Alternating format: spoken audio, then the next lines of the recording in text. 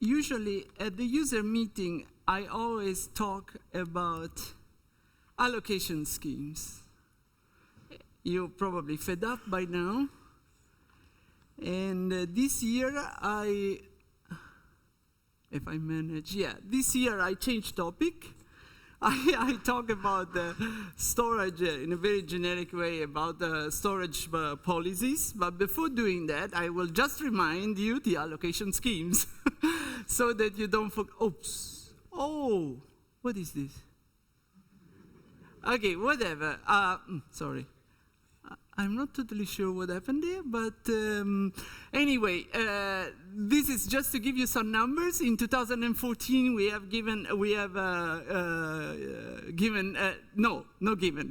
about 30 million node hours have been used on pits dined. We have 85 projects, active projects on the system.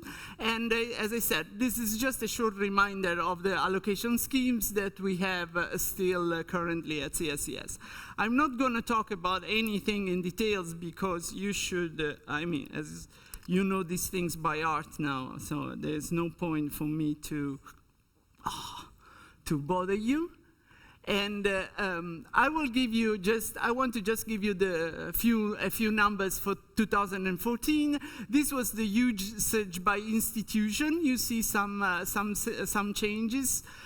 We start with 20% FFL, 35% ETH Zurich, University of Basel, Stefan Godecher, this is all you, almost all you. 5% is Geneva, then again University of Zurich, Università della Svizzera Italiana, and few other institutes, PSI, EMPA, and that are all together, and 12% are international projects on the system.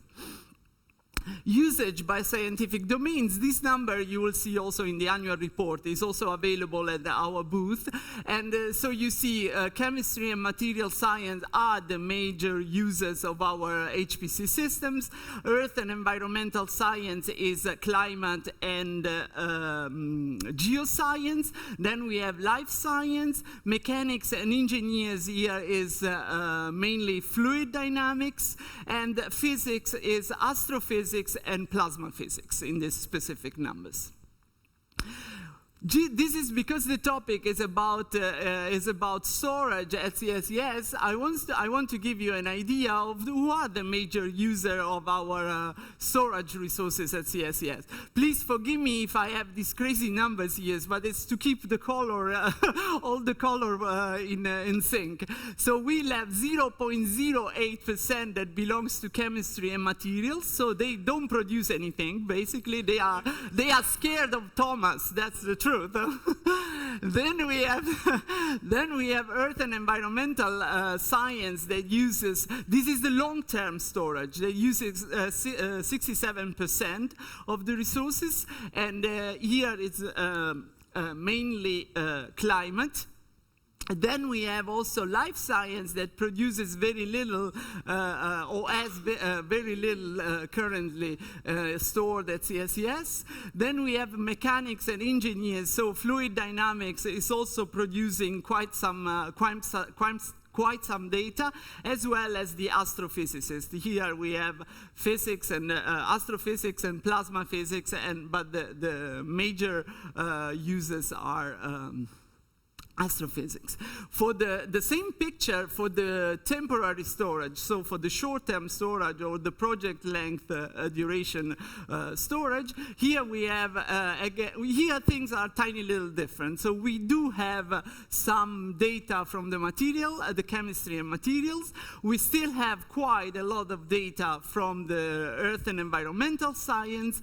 We have some data from the fluid dynamics people, and we have quite a lot of data from astrophysics and plasma physics and life science. And there is a tiny little bit of computer science as well. So this is the general picture of the current situation at CSCS. Now, here I'm giving you just the policy. I mean, these things you probably already know if you are a user of our computer resources since some time. But I'm just going to refresh this information. So, Scratch. Please do remember that Scratch is for temporary storage while you are running your simulation, and you should not use Scratch for storing your data. This is really not nice, and this is really what we do not like to see. We have no quotas on Scratch because, in principle, during your simulation, you might need to use a lot of space, if not all the space available. But we do have a cleaning policy. So up to now, the cleaning policy says that we have a script that runs every Sunday, and they start to delete files that they are older than 30 days. And then if the Scratch goes over 60%, we can intervene anytime. And in principle, we can intervene without even informing users. Just we do the harsh things and clean everything. We never do that. We always try to contact you. Some of you receive my email. Sometimes I really feel like Mrs. Rodelmeyer from Heidi, that always has to tell you, don't do this, don't do that, please behave. But it is what it is. Now, the new policies that we want to implement and that we are going to implement as a soft change is that we will start cleaning all files older than 30 days every day. And if this policy will not improve the situation, then we have to start thinking of even reducing the age of the data to be removed. So rather than 30 days, we will have to start to clean the files that they are older than 15 days, not older than 15 days, and so on and so forth. But we hope that we will improve the situation already with this intervention. Please remember that Scratch is not backup, so if anything's happened to Scratch and you have data there, they are lost, and they are lost for good. There is nothing we can do to retrieve your data and to help you. You have to rerun your simulations.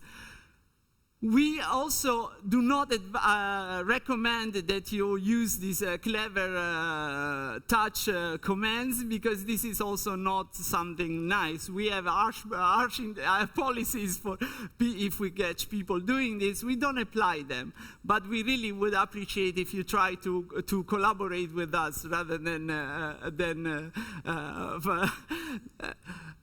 try to start a fight with us.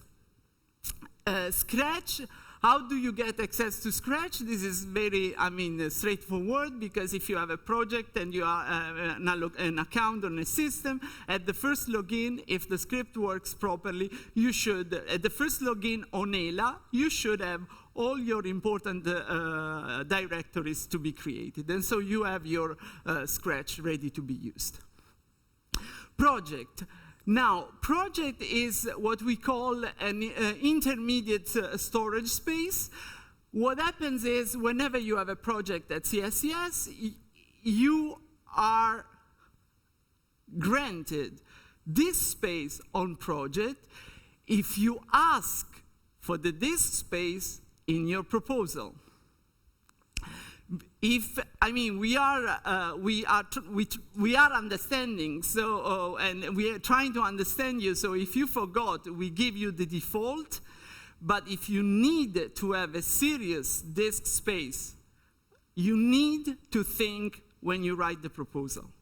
And I have seen, the reason why I'm saying this, because I have seen projects where you have completely forgotten, you as a general, completely forgotten to actually ask for the project disk space, and then after you came to us saying, but I still need 60 terabytes of disk space for my project, but I forgot to ask for it. The problem is that you don't need only to ask for it, you have to also justify it. So this is why, if you need disk space, please treat it as, if it's important for you, you have to ask for it at the time you ask for your computation resources. Now the current, we have quotas, of course we have quotas on project. The old policies were saying that we will keep your data on the project 6 months after the expiring date of your project. Actually, because things are really, we really need to clean up space for new projects and for new allocations, we decided that that is not longer feasible, so we will only keep your data for 3 months and then you have to transfer them or go into the other option, which is the long-term storage. Yes, Stefan, users are not supposed to run jobs from the file system. Also from project is not really advised, but please, Stefano, correct me if I'm wrong in this. So once again, I've already stressed this, but I can stress it again. If this space is important for you, you have to treat it at the time that you submit your proposal. So you have to ask for, in your justification of resources, you will have a part where you ask for your computational resources, and then you have to have a part where you ask for your disk space request.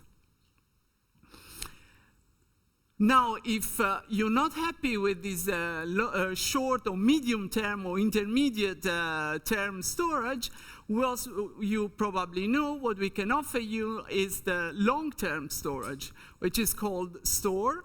Long-term storage is really for a large amount of data that usually you do not need to really access every day or very often, because otherwise, it's not really long-term storage.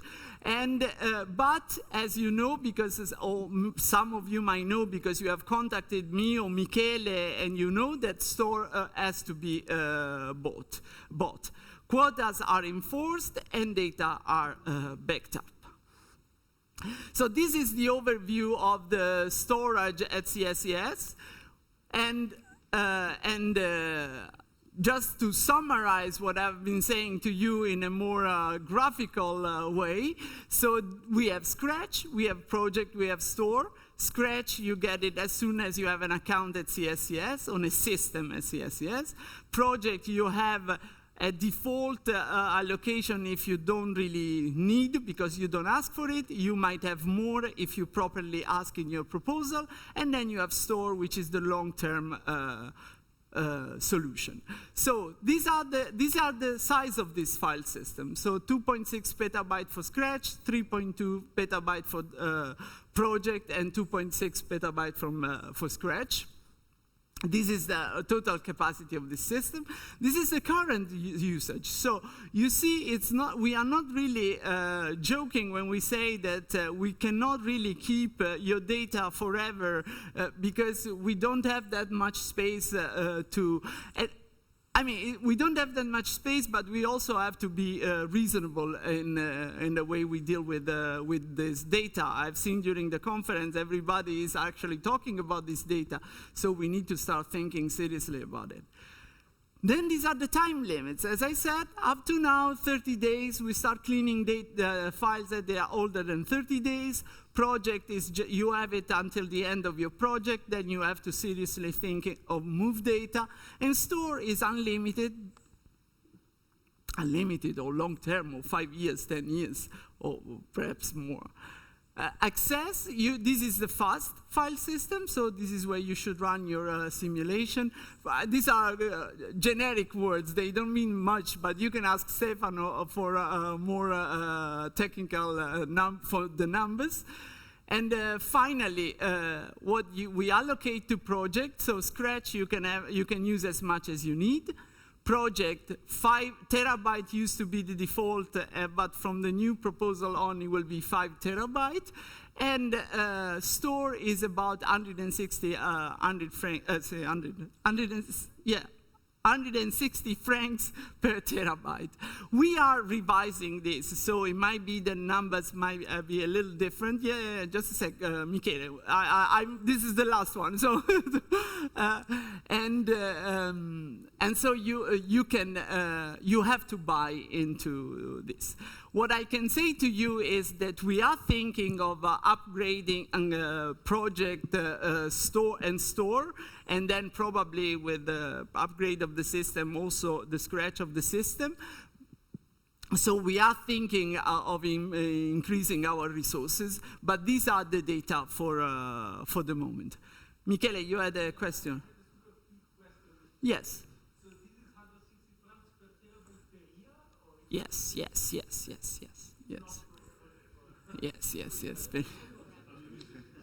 Yes. Now, how do you transfer your data?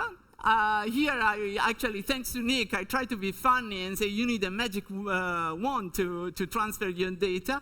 But this is actually the hint for me to give I forgot to mention this before, to give the microphone to Stefano Gorini, and he will talk to you a little bit about the data mover, so how you can transfer the data at CSCS. So while Stefano is preparing, do you have any question for me? Yes, Nicola, please. And maybe this is my ignorance. So suppose that someone like me runs a group. We have maybe a project that is a development project. Maybe we have a Kronos project. Maybe we have a Marvel project. And I ask one person for each project to monitor our usage of CPU. But I feel it would be extremely useful for me if I could receive, every month or every 3 months, a full report that tells me for each of the projects I have on CSCS, who has used how much, and even what are the people that are associated with that project. And I know that I can get all this information, but maybe it's not straightforward. You have to go and log in and do several things. We have script. Sorry, you needed to be woken up, right? We have script where you can collect this data, where you can know monthly how much is used by your group and also by the individuals of your group. We are working also on preparing actually an easy way to produce reports for users, because we realize that you want to have an update that is easy to collect and that you don't have to run 10 scripts to collect all this data and to have an overview. So we are working on it. Scripts are available, but we are working to make it really straightforward and easy for the PIs at least, or for any member of the group to collect this data. So we know that we have to improve on this. Any other questions? Can we have cron jobs for our syncing overnight from scratch to project so as to clean? So in theory, you can use what Slurm is providing, like preparing the job or after job, so the post-processing part, and you can simply script and move the data as you want, yeah. And this is not counting the CPU hour, because as you don't use it, so you will use part of the login node or I don't know what. Because internally, you're supposed to use the native part of the file system. So if you're on the login node, you have GPFS and Lustre at the same time. So you will read from GPFS and write to Lustre. This is the best way. It's a parallel way to read and a parallel way to write. Data movers is just to get data in, get data out from CSCS. This is just the purpose of the data mover. You can use even inside, but it's not the smartest way you can do. You already have the parallel way.